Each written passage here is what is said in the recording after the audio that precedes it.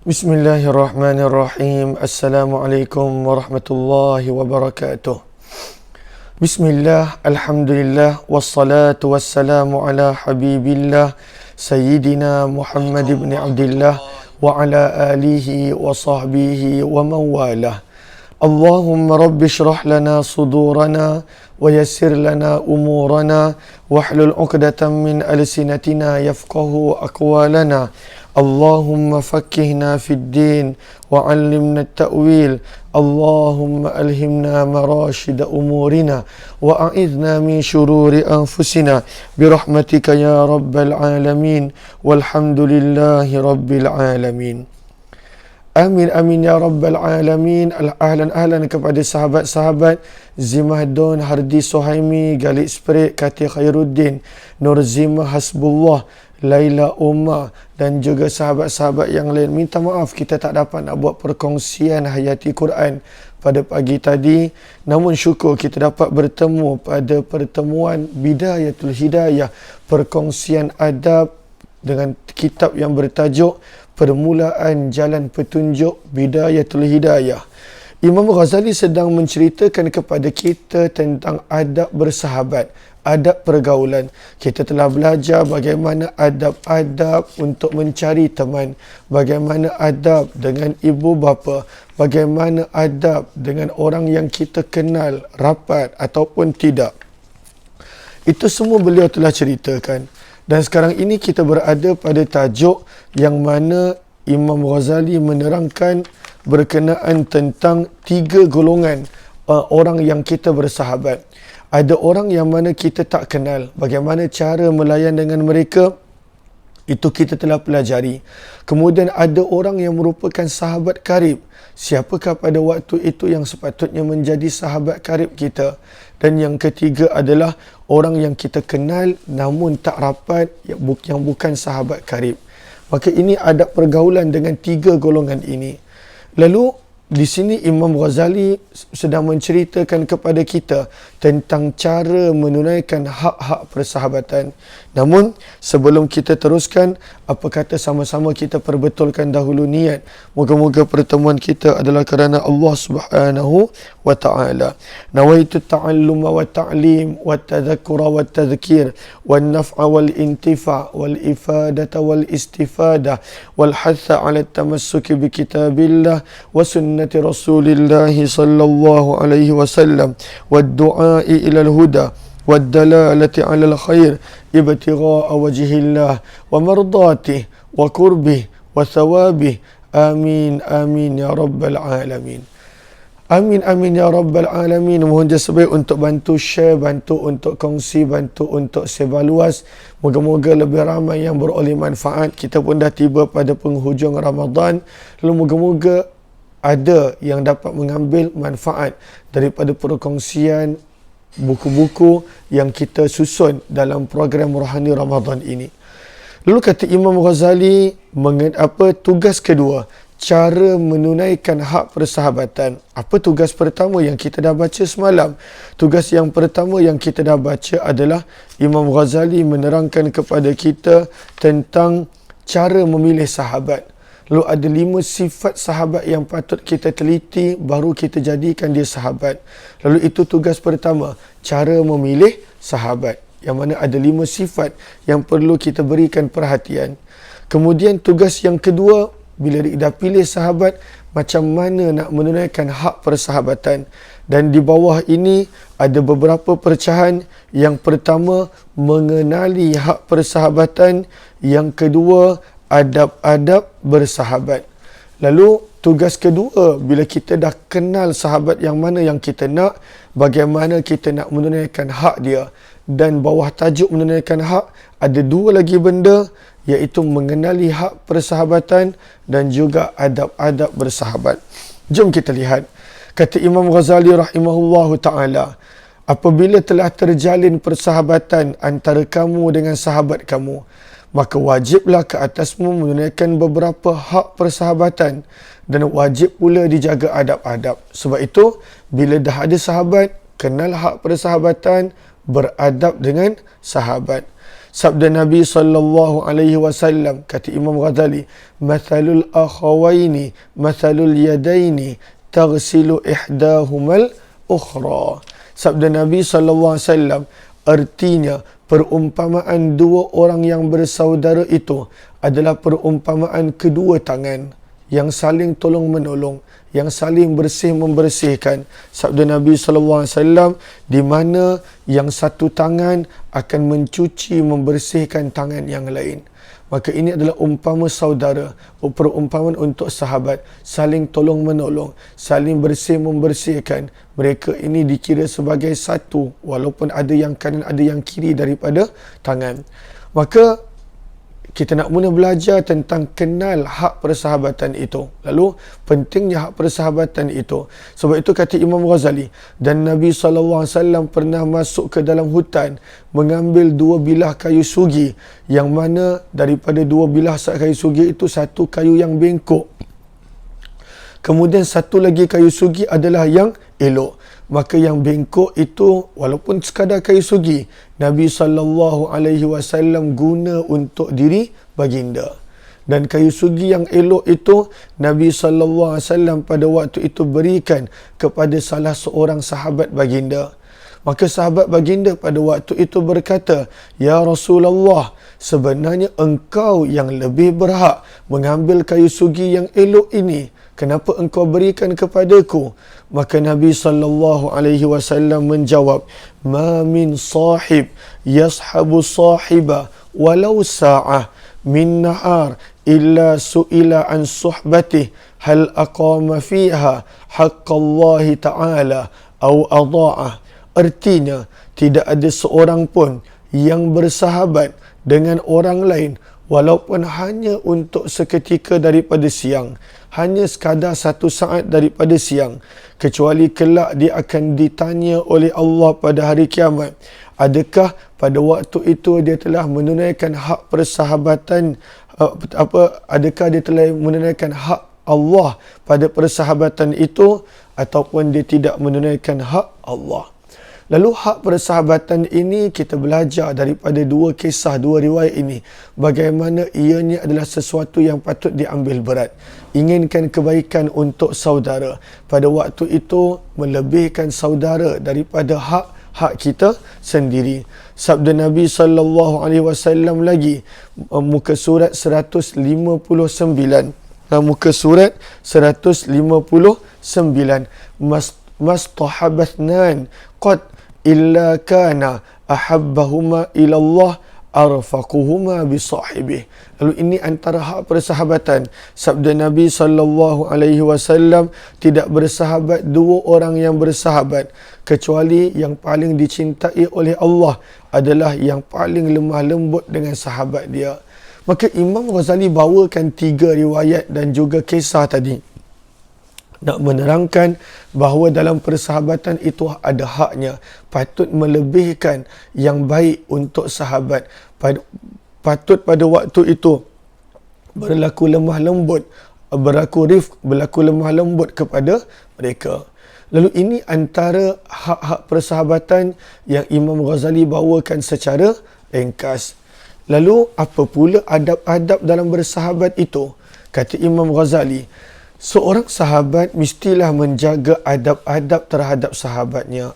Ada beberapa di sini. Lalu ada lebih kurang 23 di sini. Saya akan baca mana yang sempat saja kerana kebanyakan daripada sahabat-sahabat ada pada waktu itu Allahumma salli ala sayyidina Muhammad, buku ini ataupun kitab ini. Adab-adab bersahabat. Kata Imam Ghazali, mengutamakan sahabat dengan harta bendanya. Lalu kalaulah ada nama sahabat, bukannya kita nak mengikis harta, tidak. Bila namanya sahabat, bukannya kita nak menjahannamkan sahabat kita.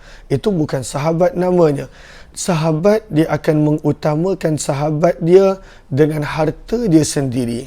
Bukan pada waktu itu minta, kau sahabat aku, kau kena utamakan aku. Kita dah belajar dalam kitab Imam Ghazali, Bidayatul Hidayah. Tidak. Kita yang kena lebihkan harta kita kepada sahabat kita, barulah itu dipanggil adab bersahabat. Jika ia tidak mampu melakukan demikian, maka sekurang-kurangnya dia mestilah berikan kepada sahabatnya apa-apa yang lebih daripada keperluan dirinya sendiri. Itu sekurang-kurangnya. Lagi bagus adalah dia berikan. Macam kita nampak Sa'ad bin Rabi', ini baru betul-betul sahabat. Bila Nabi persaudarakan dengan Abdul Rahman bin Auf, dia ada 2 orang isteri. Dia kata dengan Abdul Rahman bin Auf, boleh pilih, ikhtar, pilihlah mana satu isteri yang kau nak. Yang muda, yang cantik, ambil. Akan kuceraikan bila habis iddah, maka ke Aisyah, sini. Nak cari siapa? Oh, situ. Okey. Dia baru tidur mamai sekejap. Okey, minta maaf. Allah SWT Muhammad. Kemudian dia suruh Abdul Rahman bin Auf pilih isteri mana yang Abdul Rahman bin Auf nak, maka dia sanggup ceraikan dan bagi kepada Abdul Rahman bin Auf lepas habis iddah tersebut. Bahkan dia ada rumah, dia sanggup bagi mana-mana yang Abdul Rahman bin Auf nak. Dia sanggup bagi separuh kekayaannya kerana dia antara orang kaya Madinah. Tapi Abdul Rahman bin Auf juga sahabat. Dia tak ambil satu sen pun. Dia sekadar kata, tunjukkan kepadaku di manakah tempat berniaga, aku akan mulakan perniagaan aku sendiri. Ini baru contoh sahabat. Zaman kita sahabat adalah pada waktu itu, sekarang ni orang dah tak pakai dah. Kalau dulu nama sahabat, maka kena belanja top up. Bagaimana sahabat begitu? Sahabat yang jenis mengikis harta, ada kepentingan pada waktu itu, kepentingan peribadi. Ini bukan sahabat namanya. Lebih baik tak payah ada sahabat kalau sahabat yang sebegini. Maka kata Imam Ghazali,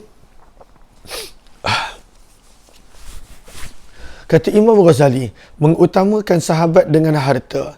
Yang kedua, menolong sahabat dengan diri pada segala keperluannya. Dengan cara segera sebelum berkehendak sahabat itu minta tolong akan dia. Kita nampak je sahabat kita dalam kesusahan, kita segera tolong. Tak perlulah nak dia cakap, tak perlulah pada waktu itu dia minta tolong dengan kita. Ada orang yang segan pada waktu itu untuk minta tolong dengan sahabat dia. Maka bila kita nampak ada keperluan pada saudara kita, maka kita bantu dia. Ini adab bersahabat. Yang ketiga, ini zaman kita makin hilang, menyembunyikan rahsia sahabat. Ini tidak. Ketika mana ada kepentingan, semua rahsia itu dia simpan. Ketika mana dah hilang kepentingan, semua rahsia itu dia buka. Ini bukan ciri sahabat yang baik.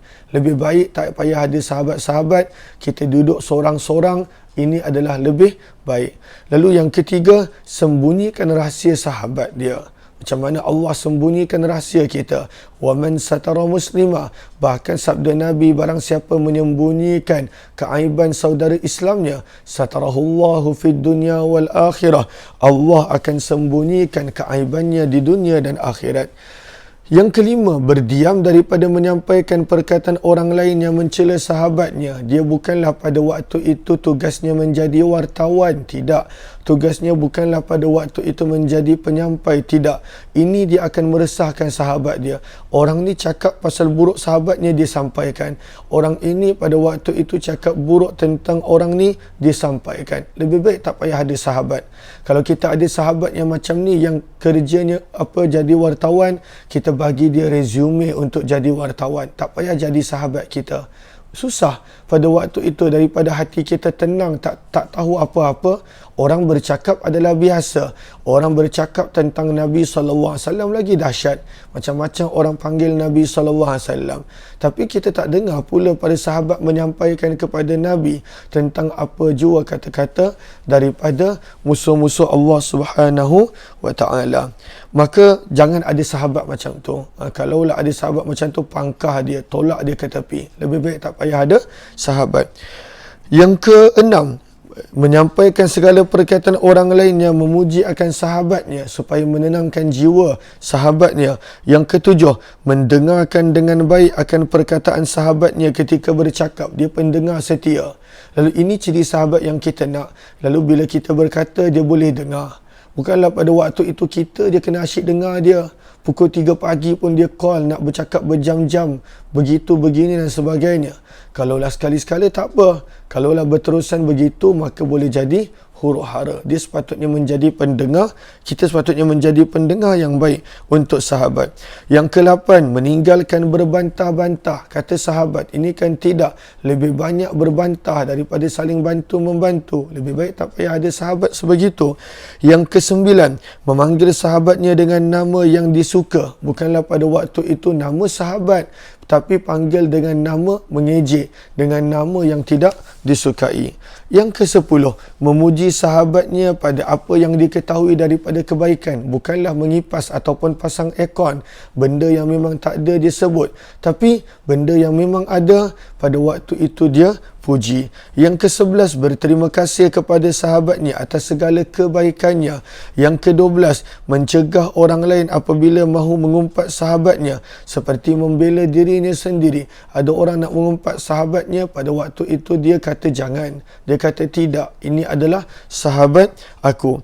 Yang ke-13, memberi nasihat dengan cara yang lemah lembut dan dengan bahasa yang halus apabila dia berkehendak menasihati sahabatnya. Ya, jangan bukan sekadar puji, bukan sekadar buat benda-benda yang mana tak menyampaikan benda tak elok, tetapi pada waktu bila sahabat dia tergelincir, maka nasihat, tapi dengan penuh lemah lembut dan juga hikmah. Yang ke-14, memaafkan daripada kesilapan dan kesalahan sahabatnya. Janganlah dia mencela, sahabat dia ada kesilapan kepada diri dia, maka maafkan, dah nama pun adalah sahabat.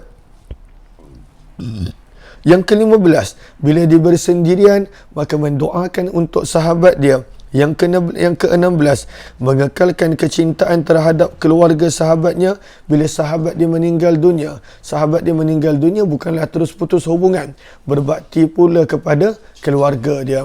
Yang ke-17, jangan suka memberatkan sahabatnya dengan bebanan dan tanggungjawab. Bahkan hendaklah dia membantu meringankan beban sahabatnya.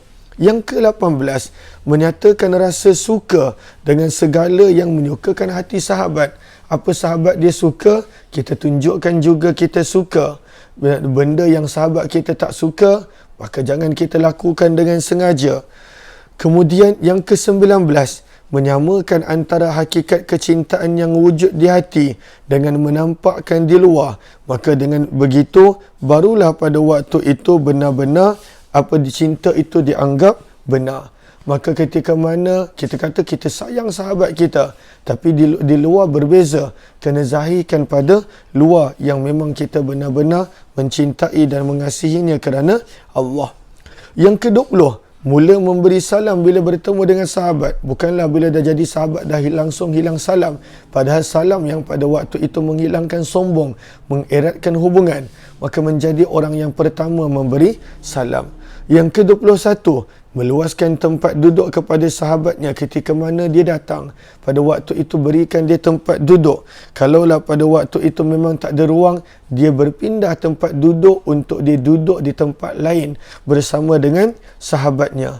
Yang ke-22, hendaklah dia bangkit menghantar sahabatnya itu sampai ke pintu rumah ketika mana keluar daripada rumahnya. Ini saya jarang nampak. Kecuali hanya seorang sahaja yang selalu buat begini.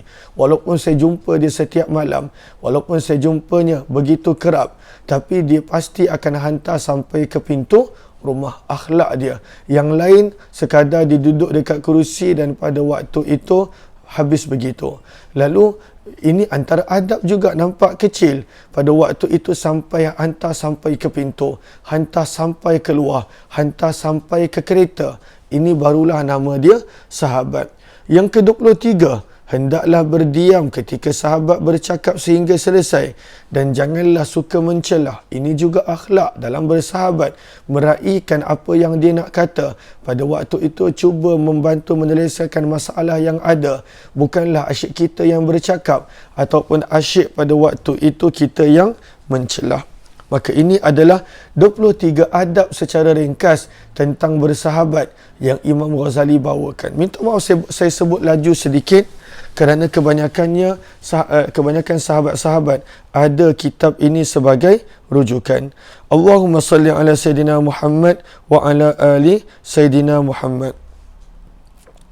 Lalu kata Imam Ghazali, ringkas kata, hendaklah seorang sahabat itu bermuamalah ataupun bergaul. Muamalah maksudnya bergaul.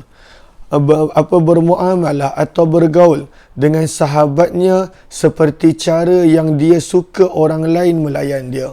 Ini dia punya ringkasan dia.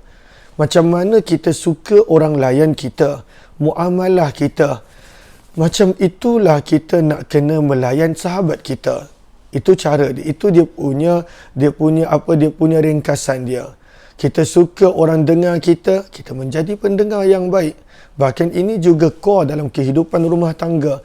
Apa yang kita suka pasangan kita buat pada kita, begitulah kita buat kepada dia. Bahkan itu hadis Nabi SAW. Tidak sempurna iman salah seorang daripada kamu sehingga dia mencintai saudaranya apa yang dicinta untuk dirinya. Lalu ini ringkasan. Lalu nak tahu apakah susah dan 23 ni nak ingat. Macam mana kita suka orang lain layan kita, begitulah kita kena layan sahabat kita. Maka sesiapa yang tidak mencintai untuk sahabatnya akan sesuatu yang dia cintai bagi dirinya, maka persahabatan itu masih tak ikhlas. Itu masih ada kepentingan nama dia. Lalu kalaulah pada waktu itu dia masih tak buat untuk sahabat dia, padahal benda tu dia suka untuk dirinya, tapi dia tak kongsikan, dia tak buat pada sahabatnya, itu bukan persahabatan yang ikhlas. Itu persahabatan yang pada waktu itu ada tujuan, ada matlamat, ada kehendak-kehendak dunia, dan itu bukanlah persahabatan yang bagus. Bahkan kata Imam Ghazali, dan masih mempunyai anasir-anasir tanda-tanda munafik, kerana dia ada kepentingan. Dia sekadar bersahabat kerana ada kepentingan dunia, sekadar bersahabat kerana pada waktu itu nak tumpang kemasyhuran ataupun apa pun. Tetapi pada waktu itu selagi mana kata Imam Ghazali dia tak suka untuk sahabat dia apa yang dia suka untuk dirinya, itu bukan persahabatan yang ikhlas kerana Allah. Dan persahabatan yang seperti itu akan membawa kepada kebinasaan dunia dan juga akhirat. Maka inilah adab-adab yang mesti engkau jaga daripada hak saudaramu, sahabatmu, dan juga orang yang mana engkau nak jadikan sahabat karib, kata Imam Ghazali. Kelompok yang ketiga, kelompok yang pertama yang langsung kita tak kenal, itu Imam Ghazali telah bicarakan pada muka surat yang Allahumma salli ala Sayyidina Muhammad. Orang yang kita tak kenal pada muka surat yang ke-150. Orang yang kita rapat, sahabat baik, muka surat 151, sampailah kita habis di sini muka surat 161. Ini golongan ketiga pula, orang yang kita kenal tapi tak rapat, bukan sahabat karib. Apa yang patut kita ambil daripada mereka ataupun kita berikan kepada mereka? Ahlan-ahlan kepada sahabat-sahabat yang baru join, mohon jasa baik untuk bantu share, bantu untuk kongsi, dan juga bantu untuk sebar luas. Moga-moga lebih ramai yang beroleh manfaat. Kata Imam Ghazali, adab-adab dengan orang yang kita kenal namun bukan sahabat baik. Kata Imam Ghazali, maka hendaklah engkau berhati-hati daripada mereka kerana engkau tidak menemui kejahatan kecuali daripada orang yang sudah engkau kenal. Sangat berhati-hati. Kalau mereka ni sekadar kenal, bukan sahabat baik, jangan layan mereka seperti sahabat baik. Kena berhati-hati.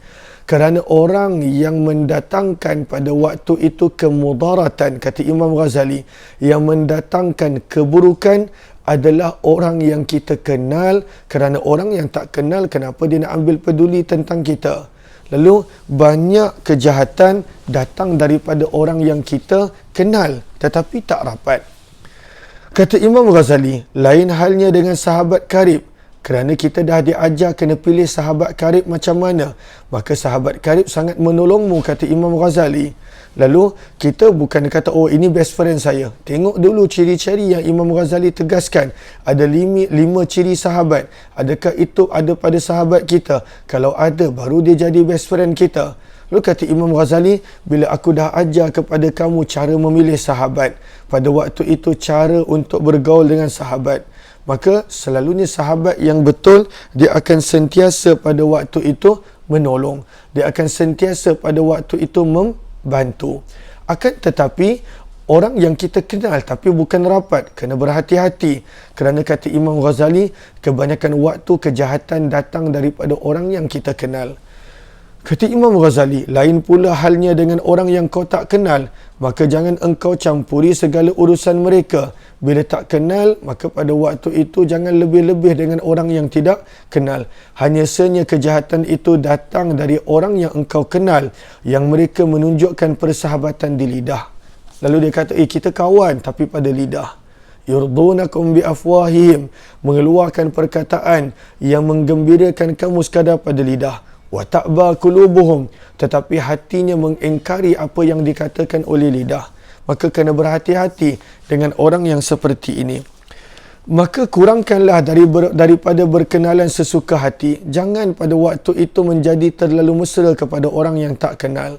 Sangat penting, bukanlah menunjukkan kita sombong, tidak. Tetapi kata Imam Ghazali, jangan berkenalan sesuka hati. Tetapi kalaulah terpaksa juga berkenalan seperti dengan mereka kerana selalu jumpa dekat masjid ataupun dekat tempat pengajian ataupun dekat surau ataupun dekat negeri ataupun dekat pekan, maka jangan engkau menghina sesiapa di kalangan mereka kerana engkau tidak tahu tentang diri mereka.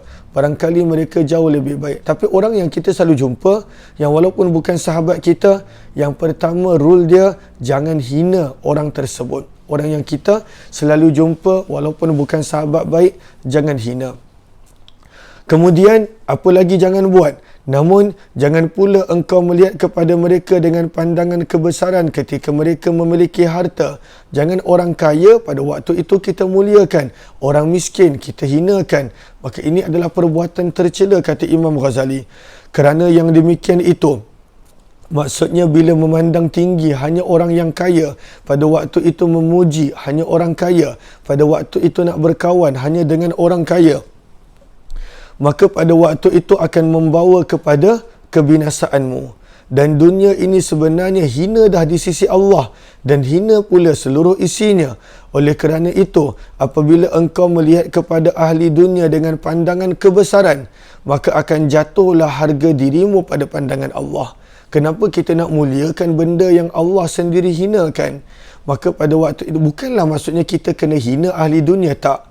Yang Imam Ghazali larang adalah membesarkan ahli dunia hanya kerana dunia dia. Boleh nampak bezanya. Bila ahli dunia, maka pada waktu itu layanan dia berbeza.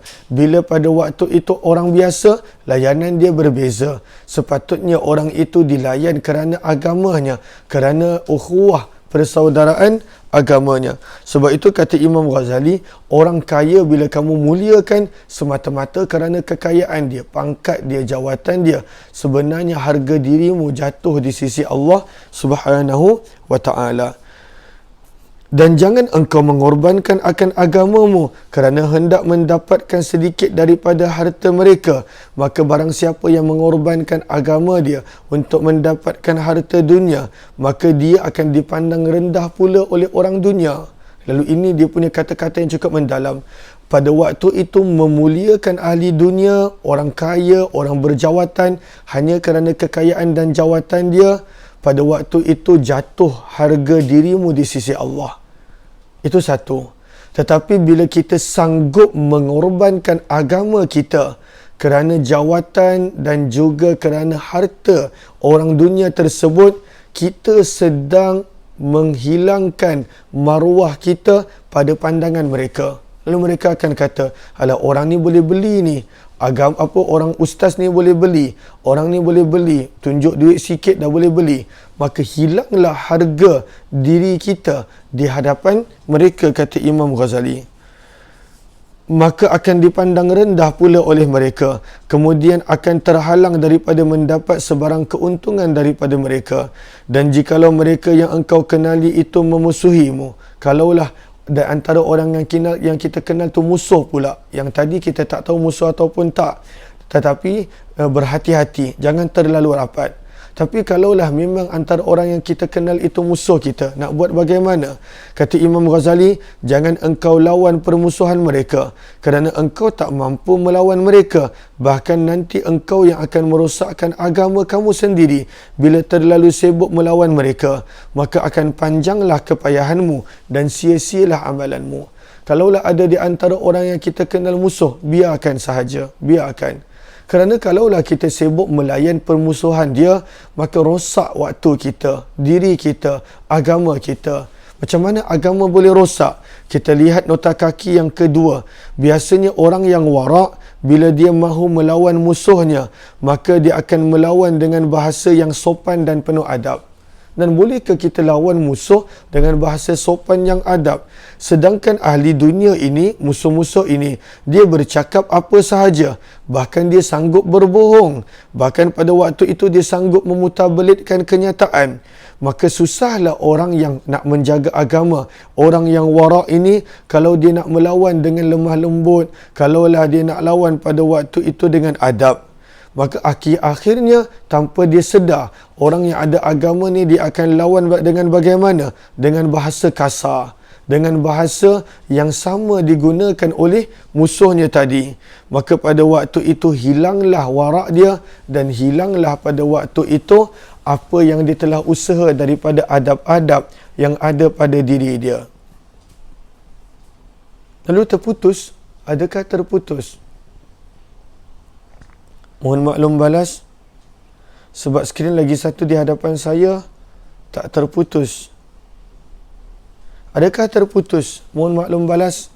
Seorang dua kalau boleh maklum balas, supaya saya dapat teruskan. Okey, jelas kata Galib Spirit Merwani Ahmad, okey. Nur Ani, okey. Moga Allah mudahkan untuk sahabat kita. Moga Allah mudahkan. Okey. Kak kata Khairuddin kata tudak. Itu bahasa apa? Tudak. Okey, mungkin tertypo. Tudak. Okey je. Okey. Tidak. Okey. Lalu ahlan-ahlan, rembau jelas, teruskan. Okey. Lalu kita teruskan. Moga Allah mudahkan untuk sahabat kita. Okey, lalu Allahumma salli ala Sayyidina Muhammad. Lalu Imam Ghazali ajar dengan orang yang kita kenal tapi tak rapat, berhati-hati. Jangan terlalu rapat. Orang yang kita kenal bila musuh, abaikan. Jangan pada waktu itu nak lawan. Orang yang ada harta, pada waktu itu jangan layan dia kerana harta dia. Maka hilang darjat kita, kedudukan kita di sisi Allah. Jangan pada waktu itu kita jual agama untuk mereka. Hilang nilai kita di sisi mereka pula. Muka surat 163, dan jangan pula engkau bersenang hati ketika mana orang daripada kalangan yang kita kenal daripada ahli dunia datang memuliakan engkau, dan ketika mana mereka memuji engkau secara berhadapan, dan ketika mereka menunjukkan rasa cinta kepadamu.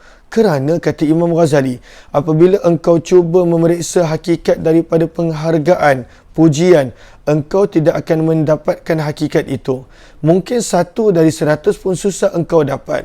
Lalu kadang-kala bila mereka puji, bukanlah mereka sebenar-benarnya nak puji. Mungkin ada kepentingan tersendiri. Bila mereka nak muliakan, mungkin ada sebabnya. Maka berhati-hati dengan pujian datang daripada orang yang bukanlah sahabat rapat kita, yang memang benar-benar kenal kita. Dan jangan engkau merasa hairan apabila mereka mencela engkau, dan jangan marah terhadap celaan mereka itu, kerana apabila engkau menyedari hal itu, pasti engkau mendapatkan dirimu membuat seperti perbuatan mereka. Lalu kalaulah orang-orang yang kita kenal tapi tak rapat ni mencela, biarkan. Sebab kalaulah kita layan, kita akan jadi seperti dia juga mencela. Kemudian kata Imam Ghazali, engkau juga akan berani mencela kawan-kawan dan sahabatmu, bahkan engkau sebenarnya telah berani memperkatakan gurumu yang mengajarmu dan ibu bapamu sendiri. Kalaulah kita sentiasa melayan orang yang mencela kita dengan celaan juga, Imam Ghazali kata at the end kita juga akan menjadi pencela. Kita akan mencela guru, kita akan mencela ibu bapa, akan menjadi sebati sifat mencela itu. Lalu kalaulah orang yang mencela kita, biarkan, bahkan tinggalkan, jangan layan. Kerana kalaulah tidak, bahasa itu akan menjadi bahasa percakapan kita dengan ibu bapa, bahkan dengan guru kita. Engkau akan berani menyebut-nyebut tentang guru dan ibu bapa, mengumpat mereka dengan perkataan yang engkau tidak mampu berterus terang di hadapan mereka. Akan berubah sikap kita bila kita melayani orang yang mencela. Sebab itu abaikan kalaulah ada orang yang mencela kita. Jangan pula kita menjadi seperti mereka. Kata Imam Ghazali, adab dalam bersahabat dengan orang yang kita tak kenal ini, orang yang kita kenal tapi tak rapat ini adalah, dan putuskanlah harapanmu daripada nakkan harta mereka, daripada nakkan pangkat mereka, dan daripada nakkan bantuan mereka. Kerana orang yang tamak akan pemberian orang lain, dia akan menjadi rugi. Lalu bersahabat itu ataupun pada waktu itu kenal orang bukan nak apa-apa daripadanya. Tak nak apa-apa. Bahkan kita nak menjadi yang memberi. Bukan pada waktu itu yang tamak. Kerana kata Imam Ghazali, orang yang tamak selalu rugi. Dan dia akan menjadi hina di dunia. Kerana orang semua tahu dia ni bersahabat hanya kerana harta, pangkat dan sebagainya. Lalu kena ambil berat tentang ini. Kena ambil berat tentang ini. Jangan bersahabat kerana tujuan peribadi. Kata Imam Ghazali, dan apabila engkau terpaksa meminta kepada seseorang akan hajatmu, lalu dia bermurah hati menolongmu, maka hendaklah engkau bersyukur kepada Allah atas nikmat Allah, dan hendaklah engkau berterima kasih kepada orang yang menolongmu. Dan kalaulah dia tidak mampu daripada menolong, maka janganlah engkau persalahkan akan dia, dan jangan engkau menceritakan kelemahan dia kepada orang lain, kerana yang demikian itu akan menimbulkan permusuhan. Lalu, bila orang boleh tolong kita dalam keadaan kita memang sangat memerlukan pertolongan, syukur pada Allah dahulu, baru berterima kasih kepadanya. Tapi kalaulah dia tak boleh tolong, dan ini banyak, jangan pula kita cakap dengan orang, kau tahu tak, kawan kita tu, jemaah surau kita tu, ya Allah, kedekut sangat, aku minta tolong pinjam 100 je pun. Aku tengah terdesak ni. Dia bercerita dekat satu dunia. Siap buat live lagi. Sahabat-sahabat jemaah live saya nak cakap satu benda ni. Kena berhati-hatilah dengan sahabat macam ni. Saya bukan apa. Saya nak minta tolong 100 je pun. Padahal dah kenal lama kot. Dia jemaah saya. Dah lebih kurang 10 tahun kot. 10 tahun kenal dia. Minta tolong 100 pun tak nak. Siap buat live. Siap buat konten lagi. Letak kat WhatsApp status. Buat apa?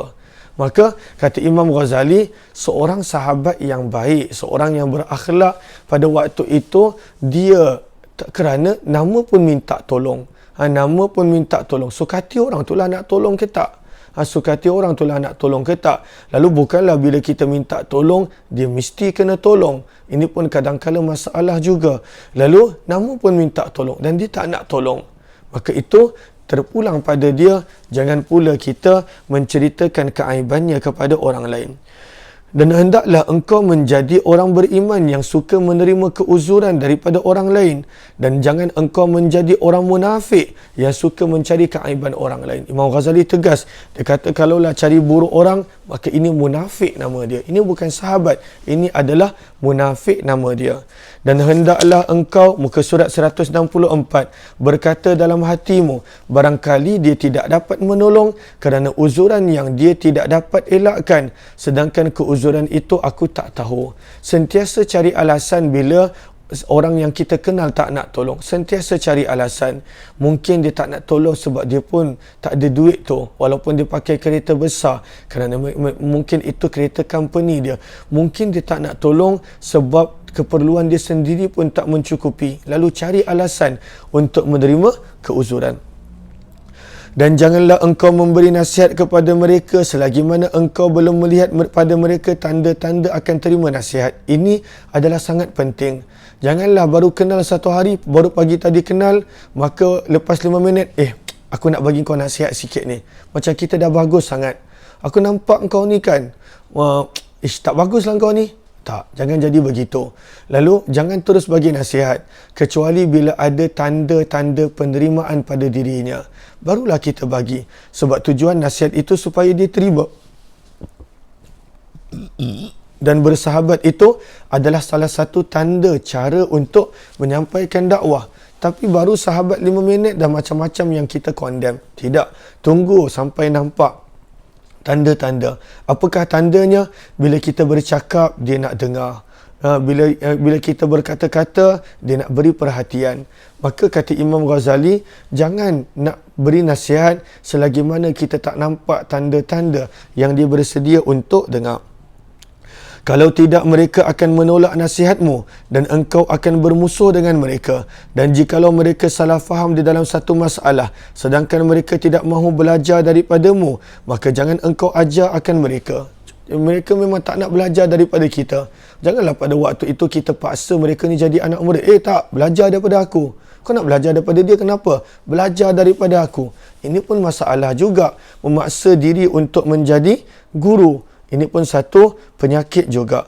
Lalu kata Imam Ghazali, walaupun dia kenal kita, tapi dia tak nak belajar daripada kita, it's okay, tak ada masalah. Macam contoh, banyak orang yang mana kenal saya dekat seksyen 13, tapi dia tak nak belajar daripada saya. Maka tak ada masalah. Sebab saya mengajar pun bukan untuk orang lain. Saya mengajar pun adalah untuk diri sendiri. Ini tidak. Maka pada waktu itu paksa orang tu jadi anak murid. Siap ambil yuran lagi. Tak, kau kena jadi anak murid aku. Ini yuran dia. Padahal dia tak nak pun belajar daripada kita. Lalu sebab itu, kena berhati-hati. Jangan pada waktu itu sampai kita beri nasihat bila orang tu masih tak nak terima, bila orang tu tak nak belajar daripada kita dan juga sebagainya. Sahabat-sahabat yang dirahmati lagi dikasihi oleh Allah Subhanahu wa taala. Okey. Apa lagi kata Imam Ghazali? Kerana itu semua akan membawa kepada permusuhan, dan itu akan membawa kepada permusuhan. Kata Imam Ghazali, kecuali jika salah faham itu membawa mereka kepada melakukan maksiat sebab jahil, maka barulah engkau beri nasihat dengan cara yang lemah lembut. Kecuali kalau kita tahu dia tak nak belajar daripada kita, tapi dia akan buat maksiat bila berlaku salah faham ini, barulah kita sampaikan dengan hikmah. Ini tidak. Kadang-kala bila nama sahabat seolah-olah kita rasa ada lesen nak menengking-nengking. Kau dah kenapa macam ni? Kau dah kenapa? Kau memang bebal tak tahu benda ni haram. Al-iyazubillah. Kalau contohnya bahasa orang Melaka lagi kasar. Tapi nasib baik saya tak ada darah Melaka. Walaupun ayah saya Melaka, tapi tak adalah saya pandai bercakap seperti orang Melaka. Lalu pada waktu itu, Allahumma salli ala Sayyidina Muhammad, janganlah berlaku kasar. Taklah kata orang Melaka kasar. Tak, ayah saya taklah kasar. Cuma kadang-kala cara mereka bercakap, padahal hati mereka sangat lembut. Atuk saya pun almarhum sangat lembut orang dia. Keluarga ayah saya pun sangat baik orang dia. Lalu jangan pada waktu banyak orang sangka bila nama sahabat dia ada lesen untuk menengking. Dia ada lesen pada waktu itu untuk marah. Aku ni sahabat engkau sebab tu aku cakap macam ni. Tak, itu bukan lesen dia. Sahabatnya bila dah bersahabat sepatutnya kena lagi lemah lembut. Kena lagi lemah lembut. Itu yang banyak sahabat makan hati sebab dengan sifat kasar kita yang menegur. Dan apabila engkau melihat daripada mereka akan kemurahan dengan harta atau kebaikan pada pergaulan, maka bersyukurlah kepada Allah yang telah mencampakkan cinta mereka terhadap dirimu. Dan apabila engkau melihat daripada mereka kejahatan, maka serahkanlah urusan mereka kepada Allah. Berlindunglah dengan Allah daripada kejahatan mereka. Dan jangan engkau berkata kepada mereka, kenapa kamu tidak mengetahui kedudukanku? Akulah Fulan bin Fulan. Akulah adalah Al-Fadil Fulan bin Fulan yang banyak mempunyai kelebihan di dalam ilmu pengetahuan. Jangan macam tu. Kalaulah pada waktu itu dia tidak mahu melayan kita dengan baik, janganlah kita kata, kau tak tahu ke aku ni siapa? Ini Umar Aziz tau. Orang dekat langit pun kenal. Alhamdulillah, tak payah begitu. Kau tak kenal ke aku ni dulu dekat begini-begini. Tak payah. Al-Fadil letak lagi sebagainya. Al-Fadil, Al-Masyaikh, Al-Alim, Al-Allamah, Al-begini dan sebagainya. Tak payah.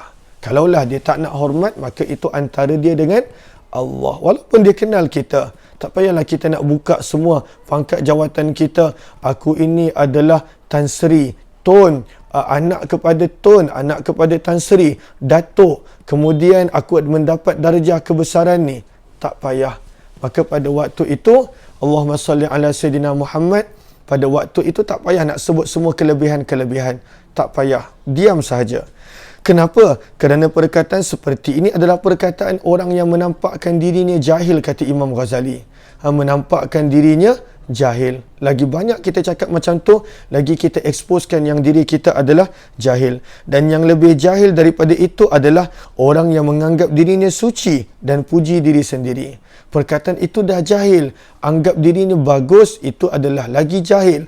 Jahil di atas jahil, kata Imam Ghazali. Lalu biar. Kalaulah orang tak nak hormat, maka biar. Dan ketahuilah olehmu bahawa Allah tidak menuturkan lidah mereka untuk mencelamu. Mungkin ada dosa yang engkau telah lakukan. Sebab itu, mereka mencela. Lalu kalaulah ada orang cela, anggap itu peringatan daripada Allah untuk kita checklist balik diri kita dan amalan kita. Lalu mintalah ampun kepada Allah daripada dosa-dosa. Dan ketahuilah bahawa yang demikian itu adalah salah satu daripada deraan teguran Allah terhadap dirimu. Muka surat 165.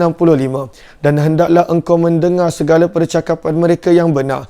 Jangan mengambil peduli dengan perkataan mereka yang batil maupun keji. Benda baik ambil. Walaupun mereka ni bukan sahabat rapat, tapi benda baik ambil. Benda yang salah jangan diberikan perhatian. Dan hendaklah engkau menyebut kebaikan mereka dan berdiam diri daripada memperkatakan kejahatan mereka. Walaupun bukan sahabat baik, ini adab dalam bersahabat. Muka surat perenggan seterusnya. Dan janganlah engkau bercampur dengan ulama ahli fiqh pada zaman ini. Apatah lagi mereka yang hanya banyak sibuk dengan masalah khilafiyah dan perdebatan. Jangan bergaul, kata Imam Ghazali, dengan orang berilmu yang suka berdebat. Dia suka berdebat. Berdebat sana, berdebat sini. Jangan. Kerana kita akan menjadi dengan siapa yang kita bersahabat. Maka jauhilah mereka kerana mereka sentiasa menantikan kebinasaanmu dengan sebab sifat hasad yang ada di hati mereka. Lalu jangan banyak berdebat. Jangan banyak berdebat dan berkawan dengan orang yang banyak berdebat. Okey, kemudian yang lain ini kita tinggalkan. Kita pergi pada perenggan yang tak sahabat boleh baca. Kerana kita pun Allahumma salli ala sayyidina Muhammad dah 28 Ramadan. Buku ni masih banyak. Perenggan seterusnya. Dan seandainya pada waktu itu mereka suka kepadamu, maka itu hanya satu kepura-puraan sahaja. Jika orang yang suka berdebat ni dia suka kepada kita, engkau mah baguslah, tapi dia ni suka berdebat, dia ni suka berbantah-bantah walaupun ada ilmu, maka kata Imam Ghazali jangan tertipu. Dan jika mereka marah kepadamu, maka yang tersimpan dalam hati mereka lebih besar daripada mereka zahir.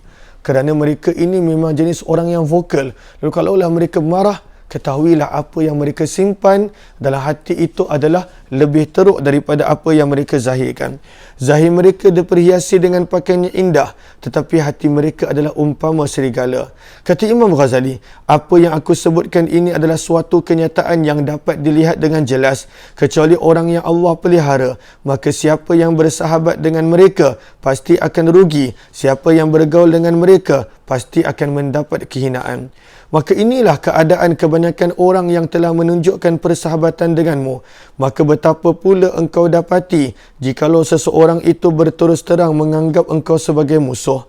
Maka berkatalah Qadi Ibn Ma'ruf radhiyallahu ta'ala anhu, fahdhar aduwaka marrah wahdhar sadiqaka alfa marrah falarubbaman qalaba as-sadiqu fakana a'rafa bil madarrah.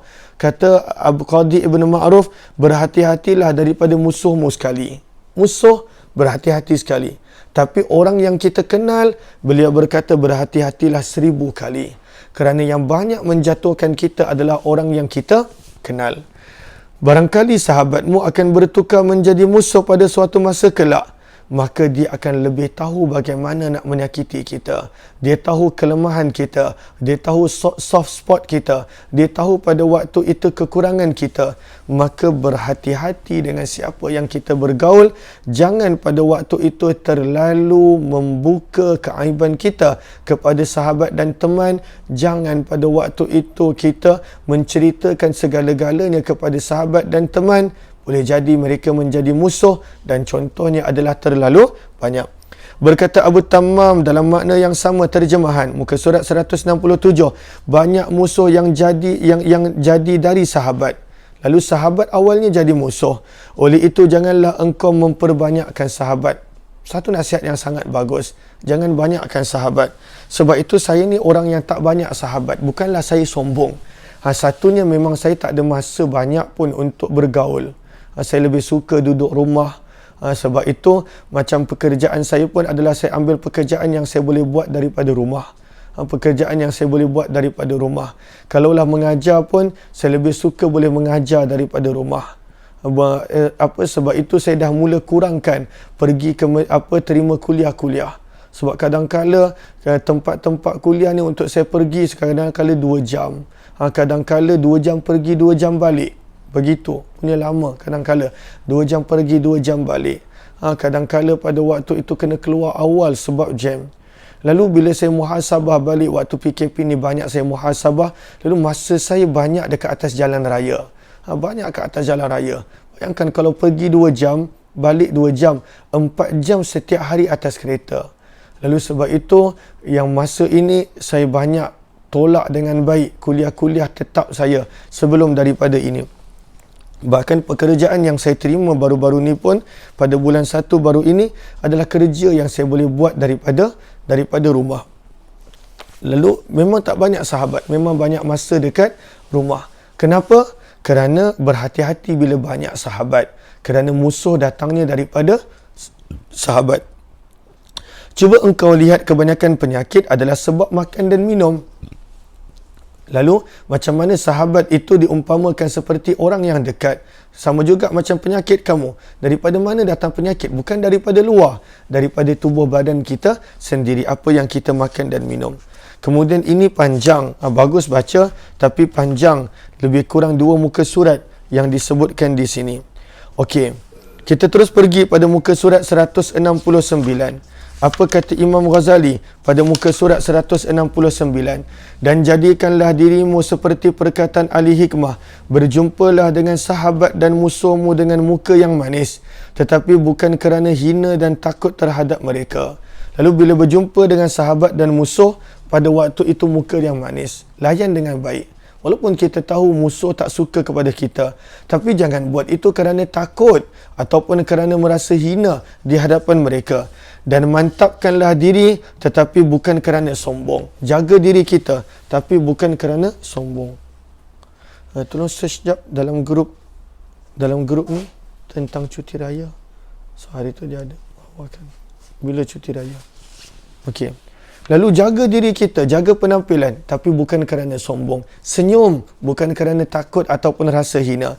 Dan rendahkanlah dirimu tetapi bukan kerana hina. Rendahkan tawaduk kerana Allah, bukan kerana kita rasa diri kita hina di hadapan mereka. Dan hendaklah engkau menjaga kesederhanaan di dalam segala urusan, kerana sesuatu yang kurang ataupun lebih adalah tak baik. Terlalu ekstrim pun tak bagus. Terlalu pada waktu itu longgar pun tidak bagus. Kata sebuah syair, "Alaika bi awsatil umuri fa innaha tariqun ila nahjis sirati qawimu wa la taku fiha mufritan wa mufarrita fa innaki la halil umuri dhamimu." Apa kata penyair? Hendaklah engkau menjaga jalan di tengah pada segala urusan, kerana pertengahan itu jalan yang paling baik pada menuju kebaikan. Jangan engkau berlebihan ekstrim ataupun terlalu berlebih kurang, kerana keduanya adalah dhamim, adalah tercela. Kata Imam Ghazali, dan jangan engkau memandang hebat terhadap dirimu. Jangan rasa syok sendiri. Dan jangan banyak menoleh ke belakang ketika engkau berjalan. Maksudnya, jangan asyik pandang pas benda yang lalu. Benda yang lalu itu ambil pengajaran dan move on. Jangan asyik pandang ke belakang. Jangan asyik toleh ke belakang. Dan jangan engkau singgah kepada mereka yang sedang berhimpun, kecuali bila engkau ada mempunyai hajat. Jangan cari tempat untuk melepak, membazir masa. Nampak je ada orang berhimpun, duduk di situ. Nampak je ada orang berhimpun, duduk di situ. Zaman kita bukan berhimpun macam tu dah. Zaman kita adalah dalam bentuk grup. Lalu banyak benar grup kita. Lalu dalam grup tu kita nak ada. Kita nak letakkan 5 sen kita. Dalam grup ni kita nak ada juga. Nak letakkan 5 sen kita. Dalam banyak grup kita nak berada. Lalu kerana zaman kita dah tak boleh duduk ni. Tapi banyak dalam grup-grup. Dalam WhatsApp grup, dalam pelbagai grup dan sebagainya. Jangan banyak berhimpun. Kecuali bila benar-benar ada keperluan. Dan apabila engkau duduk bersama orang ramai, maka janganlah engkau angkat kakimu dan jangan menyilang jarimu. Beradab bila duduk dalam majlis bersama orang ramai. Dan jangan engkau suka mainkan janggutmu ketika mana orang lain sedang bercakap. Dan jangan engkau mencungkil gigimu macam-macam benda seolah-olah menampakkan kita tidak memberi perhatian. Dan janganlah mengorek lubang hidungmu dengan jari. Waktu orang tengah bercakap lah korek hidung, bersihkan gigi. Lagi teruk korek hidung masuk dalam mulut, korek gigi. Maka itu adalah tidak beradab, kata Imam Ghazali. Bila duduk di depan khalayak ramai, maka jaga penampilan. Dan jangan terlalu banyak berludah ataupun mengeluarkan kahak. Waktu itulah nak buat semua benda. Jangan engkau terlalu banyak menghalau lalat daripada mukamu. Dan jangan engkau suka mengeliat ataupun menguap di hadapan orang ramai. Dan ketika engkau solat dan seumpamanya. Benda-benda yang nampak kecil ini sebenarnya Imam Ghazali mengajar kepada kita untuk menjaga penampilan. Kata Imam Ghazali pada perenggan seterusnya, dan hendaklah kedudukanmu di dalam keadaan yang tenang dan percakapanmu teratur dan tersusun. Tunjukkan yang kita ini memang adalah orang yang pada waktu itu tidaklah nampak kejahilan kita. Cakap tersusun, penampilan terjaga. Bukanlah kerana kita nak pujian daripada manusia, tidak. Tetapi itulah adabnya ketika mana dengan orang ramai. Ini kan tidak. Dahlah pada waktu itu pakaian selekeh. Pada waktu itu percakapan pun tidak terurus. Maka itu bukan cara kita nak bergaul dengan orang ramai. Kata Imam Ghazali, dan dengarkan baik-baik perkataan orang yang sedang bercakap denganmu tanpa terlalu menunjukkan kehairananmu yang bersangatan. Janganlah pula jadi batak dan jakun. Hah? Ya ke macam tu? Wow, hebatnya. Hebatlah. Hebatlah kau ni. Lalu jangan tunjukkan kejakunan. Janganlah tunjukkan pada waktu itu kebatakan. Dah jadi masdar dah pula perkataan ni. Kena. Walaupun benda tu kita rasa terpegun, jaga kita punya adab ketika mana. Dan jangan engkau suka meminta ulang percakapan orang yang bercakap denganmu. Letih orang tu. Dia baru cakap, apa tadi? Ulang balik. Ini pun satu masalah. Allahumma salli ala sayyidina Muhammad. Asyik ulang. Yang lagi dahsyat, dah habis dah satu kitab. Saya bukan bercakap ada siapa-siapa. Dah habis dah satu kitab, dia minta ulang balik satu kitab. Dia minta ulang balik satu kitab. Lalu ini lagi dahsyat. Lalu jangan minta orang tu ulang. Faham, tak faham tak mengapa. Ulang kaji balik dan sebagainya. Ini kitab ni dah habis. Kitab ni dah habis. Nanti ada je orang PM dan DM. Ustaz, boleh tak ulang balik kitab Bidayatul Hidayah tu? Padahal dia tak tahu mengajar ni dalam keadaan penuh pengorbanan kadang-kala. Sebab malam memang saya kurang tidur. Kecuali macam semalam memang letih sangat. Lalu memang saya kurang tidur pada waktu Ramadan. Sebab nak cari Lailatul Qadar. Lepas tu waktu bangun pagi ni. Sebab itu kalau perasan banyak hayati Quran miss. Sebab ketika mana lepas syuruk, waktu tu letih sangat. Memang baring dan waktu tu susah nak bangun. Lalu selalunya yang saya cuba istiqamahkan adalah Bidayatul Hidayah. Sebab ini hanya pada Ramadan. Tapi bila dah habis satu buku, ada je orang PM dan dia, Ustaz, boleh tak ulang balik satu Bidayatul Hidayah? Dia ingat senang nak ulang balik satu kitab berbanding dengan kesusahan dia pada waktu itu nak scroll balik ke bawah. Scroll je, type dekat situ Bidayatul Hidayah, keluarlah semua Bidayatul Hidayah yang pernah kita kongsikan. Tapi yang tu dia tak nak buat, tetapi dia nak suruh saya ulang balik satu kitab. Masya Allah, tabarakallah. Lalu kata Imam Ghazali, janganlah pula, macam mana?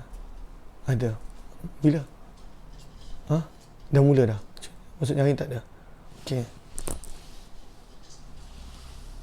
Lalu ini memang kelakar. Itu yang saya tergelak tadi. Sikit-sikit ulang. Sikit-sikit ulang. Tapi, yelah, orang tu baru cakap sikit, sabda Nabi SAW. Ustaz balik, ulang balik apa tadi? Baru cakap satu hadis. Ustaz ulang balik dan sebagainya. Lalu, itu satu. Tapi ni dah habis satu kitab minta ulang. Ini memang kelakar. Ini memang win. Bila saya nampak mesej tu, DM PM tu, saya tak jawab. Bayangkan satu kitab nak ulang. 30 hari daripada masa saya. Bukanlah kata mengajar ni benda tak bermanfaat. Kita boleh baca kitab lain. Tapi padahal dia boleh je scroll. Bukanlah saya padam semua video-video ni. Bukanlah maksudnya otak saya padam. Ada je kat situ. Tapi pada waktu itu dia tak nak ambil inisiatif untuk scroll balik ke bawah. Walaupun itu pengorbanan juga. Tapi mungkin sebab dia terlepas. Tapi Allahumma salli ala Sayyidina Muhammad, dia minta saya ulang. Yang itu memang kelakar betul. Memang kelakar. Ulang satu kitab. Bayangkan kalau minta ulang kitab Al-Azkar, nanti akan ada lebih kurang 300 siri. Nak ulang setahun, semata-mata kerana permintaan dia. Ataupun nak ulang Ar-Rahiqul Maktum 200 lebih muka surat. Allahumma salli ala Sayyidina Muhammad. Lalu ini kelakar, minta ulang. Satu Imam Ghazali kata, janganlah asyik minta ulang. Asyik minta ulang percakapan orang yang bercakap. Dan berdiamlah daripada bercerita tentang kebanggaanmu terhadap kejayaan anakmu.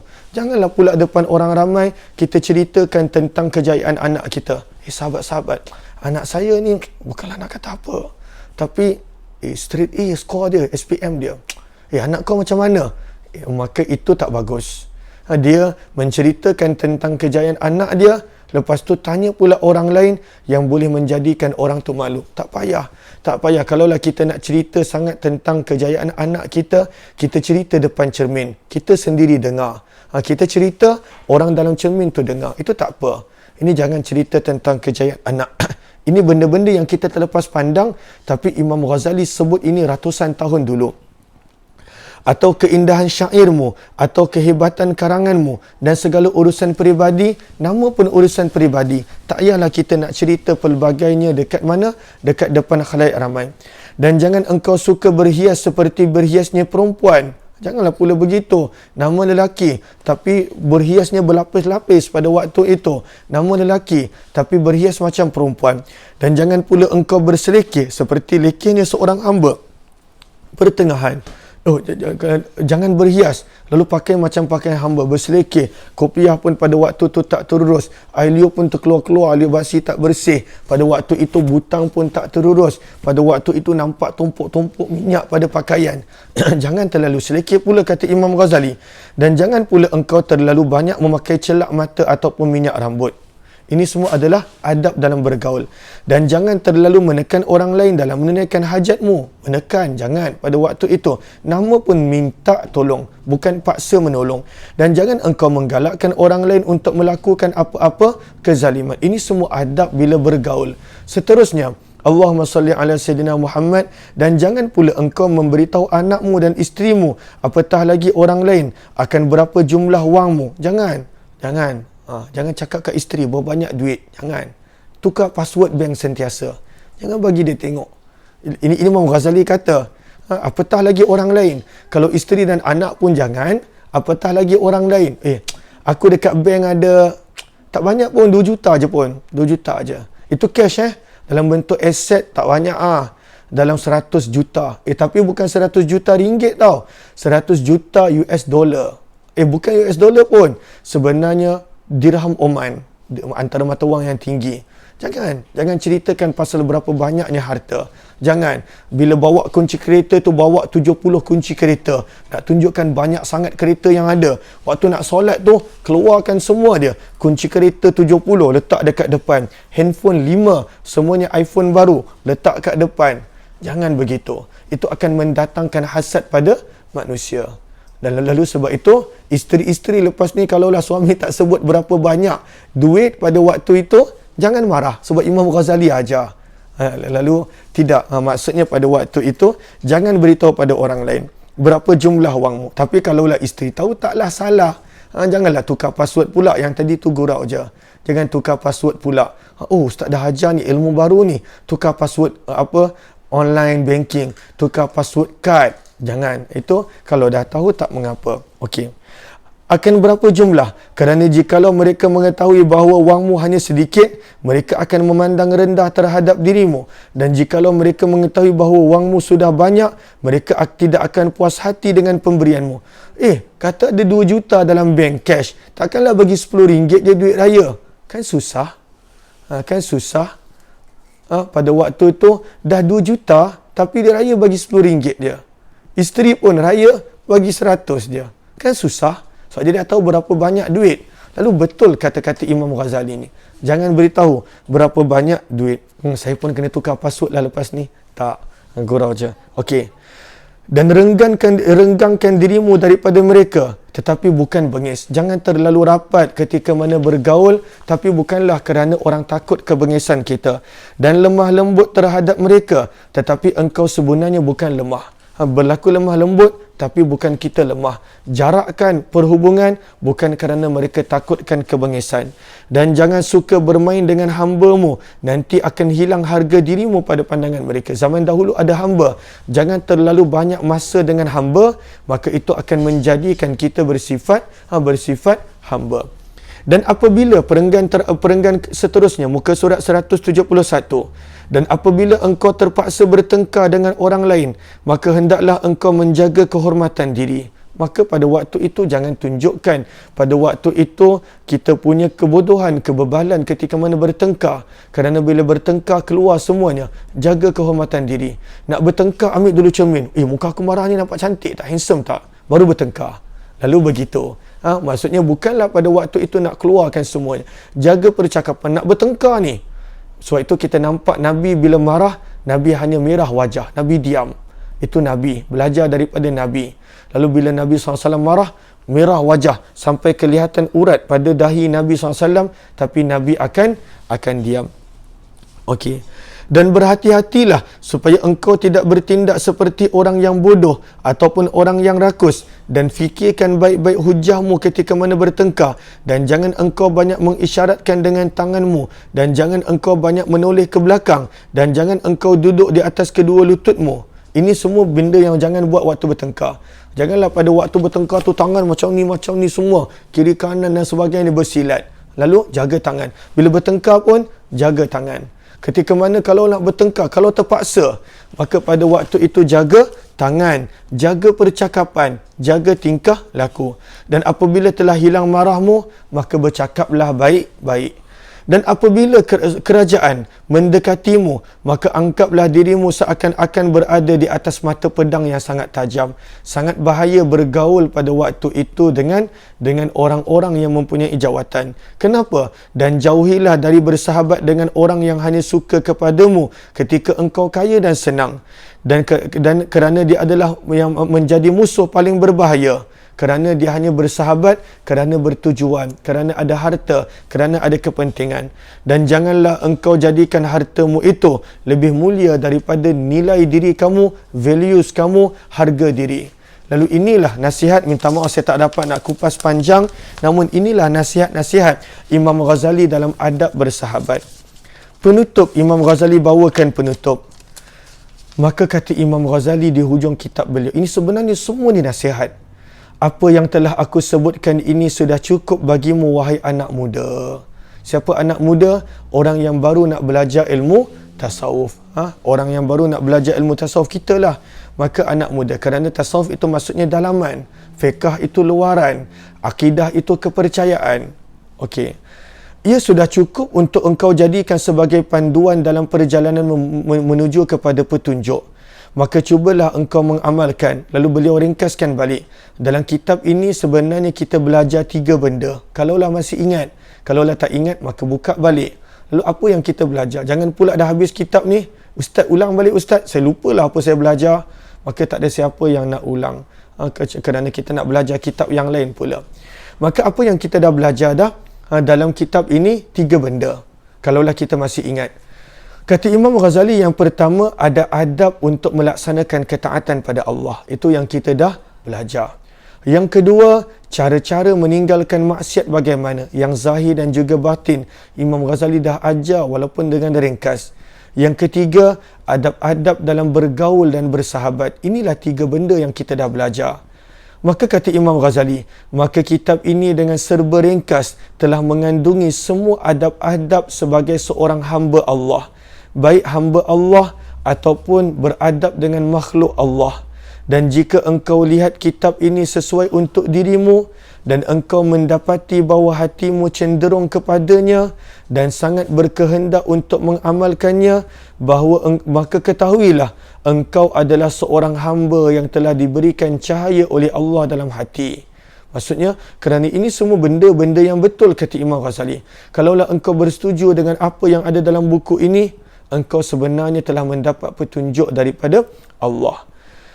Dengan cahaya iman, dan pada waktu itu Allah telah melapangkan dadamu.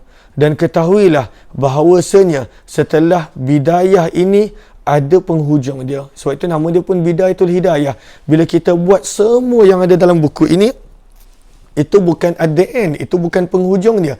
Itu baru permulaan petunjuk. Apa pula penghujung dia? Padahal kita dah belajar dah di hujung kitab. Penghujungnya adalah, dan kesudahannya adalah, masih banyak lagi rahsia yang ilmu yang halus-halus serta yang ada dalam ilmu mukasyafah yang kami telah sebutkan dalam kitab kami yang lebih besar, Ihya Ulumuddin. Maka hendaklah, kalaulah engkau nak tahu tentang Nihayatul Hidayah, penghujung petunjuk, belajar daripada kitab Ihya Ulumuddin. Tetapi, kata Imam Ghazali, seandainya engkau mendapati dirimu merasa berat melaksanakan segala amalan yang disebutkan dalam kitab ni, jiwa rasa tak sesuai, pandangan pun rasa tak sesuai, dan engkau tidak mahu mencari ilmu yang dapat membersihkan jiwamu, dan engkau berkata dalam hati, apa faedahnya belajar benda ni? Ini semua benda tak penting ni. Bukannya Quran hadis pun tak penting, tak payah belajar pun. Maka kata Imam Ghazali, terutama bila kenapa nak belajar semua ini?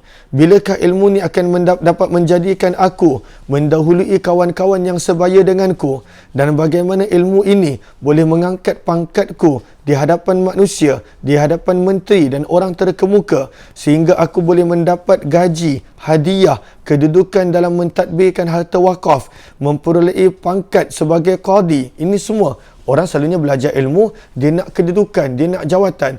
Lalu belajar tasawuf bukan boleh dapat pun jawatan-jawatan ini. Kalau begitu keadaanmu, kata Imam Ghazali, maka hendaklah engkau mengetahui bahawa syaitan telah berhasil menyesatkan engkau, dan syaitan berhasil melupakan engkau akan tempat kembalimu di akhirat nanti. Maka cari olehmu akan syaitan yang seumpama denganmu, yang dapat mengajarkan apa-apa yang engkau sangkakan boleh memberi manfaat kepada kamu daripada apa yang kamu cita-citakan. Dan ketahuilah bahawa kedudukanmu sebenarnya tidak akan tenang di kawasanmu sendiri, apatah lagi di daerah ataupun negerimu. Lalu kalaulah belajar ilmu untuk mendapat pangkat dan jawatan, sebenarnya telah ditipu oleh syaitan. Kemudian, dengan sebab engkau mengutamakan untuk mendapat kesenangan dunia, maka akan hilanglah bagimu kerajaan, ganjaran yang kekal abadi di negeri akhirat nanti. Maka, kata Syekh Fahmi Zamzam, terjemahan ini telah berjaya diselesaikan pada hari Khamis 16 Rabiul Awal 1414 Hijrah bersamaan dengan 6 September tahun 1993 Masihi pada jam 11.30 pagi di Zawiyah Al-Ghazaliyah di Masjid Jami' Bani Umayyah, Damaskus, Syria. Sebab itu kita rasa aura dia, sebab Syekh Fahmi Zamzam terjemahkan dekat tempat di mana Imam Ghazali tulis banyak karangan beliau. Zawiyah Ghazaliyah adalah sebuah bilik di dalam Masjid Jami' Bani Umayyah yang telah dijadikan oleh Imam Ghazali sebagai tempat beliau bersunyi diri ataupun berkhalwat untuk beribadah dan mengarang kitab. Padahal kalau kita belajar, Imam Ghazali ni antara ilmuwan yang diiktiraf oleh kerajaan Banu Abbasiyah pada zaman dia. Bahkan dia adalah rektor kepada madrasah, kepada universiti yang paling besar milik kerajaan Abbasiyah pada waktu itu. Tiba-tiba beliau meninggalkan segala-galanya, menyembunyikan diri, dan disitulah karyanya banyak menusuk hati, Ihya Ulumuddin, Minhajul Abidin, dan juga Bidayatul Hidayah dan lain. Lalu sebab itu penterjemah pada waktu itu terjemahkan buku ini dekat tempat di mana Imam Ghazali tulis kitab-kitab beliau, dan sebab itu kita dapat merasai terjemahannya. Daripada terjemahannya akan apa yang ingin disampaikan oleh Imam Ghazali.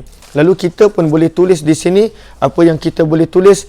Kita telah khatamkan kitab ini pada jam 11.14 ataupun sekarang ni 11.15. Tapi tadi jam 11.14 pada tarikh 28 Ramadan. Kalau tarikh Masihinya adalah pada hari ini 10 hari bulan 5 tahun 2021. Macam saya sendiri di rumah ibu mertua saya, disemenyih. Kalaulah sahabat-sahabat tulis, dekat mana nak tulis, yang mana telah mengkhatamkan pembelajaran kitab ini. Moga-moga adanya manfaat. Sebab itu sahabat-sahabat yang dirahmati lagi dikasihi oleh Allah Subhanahu wa taala, maka di sini Syekh Fahmi Zamzam telah berikan kepada kita ijazah secara umum kepada orang yang pada waktu itu telah mempelajari kitab ini. Di manakah sanadnya? Sanadnya kita boleh lihat daripada muka surat 181, sanad yang telah dipelajari oleh Syekh Fahmi Zamzam. Oleh Syekh Fahmi Zamzam, dan kita diberikan sanad terus oleh Syekh Fahmi Zamzam. Maka kata Syekh Fahmi Zamzam, maka dengan sanad tadi, bagus kita ambil sanad Syekh Fahmi Zamzam, walaupun saya ada beberapa sanad yang lain, tapi pada waktu itu lebih dekat adalah sanad Syekh Fahmi Zamzam. Maka dengan sanad tadi, saya ijazahkan kitab Bidayatul Hidayah dan kitab-kitab lainnya daripada kitab-kitab karangan Imam Al-Ghazali kepada sekalian muslimin dan muslimat yang berkehendak kepada ijazahnya. Yang mengijazahkan adalah Ahmad Fahmi Zamzam Al-Banjari An-Nadwi Al-Maliki. Dan kat situ sahabat-sahabat tulis nama sahabat-sahabat. Untuk yang ada buku, tulis tarikhnya 28 Ramadan tahun 1442 Hijrah bersamaan 10 hari bulan 5 tahun 2021. Wa sallallahu ala sayyidina Muhammad wa ala alihi wa sahbihi ajma'in walhamdulillahi rabbil alamin.